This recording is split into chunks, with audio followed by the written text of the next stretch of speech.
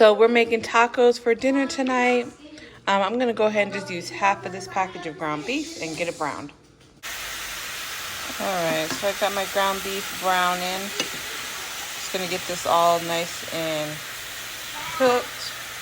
So I've got my little son helping me. We actually decided to do the whole package of ground beef because this is 80-20 and a lot of fat is gonna cook down and we want enough for 2 nights. So we're gonna brown all this ground beef. All right, so I'm gonna be seasoning this with this taco seasoning.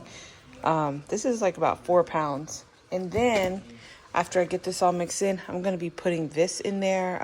My husband's mom, whenever she made tacos, she would put this sauce in there.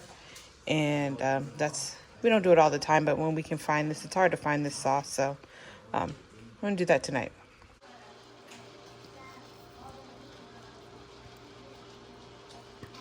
It kind of gives the meat like a sloppy Joe look, but not a sloppy Joe flavor. And that's how he really likes it.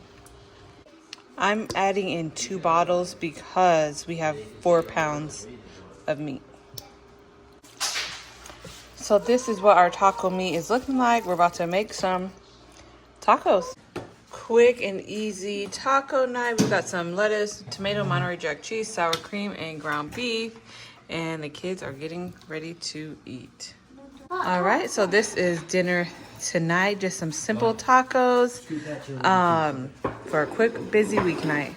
All right, we'll see you guys tomorrow. Well, maybe.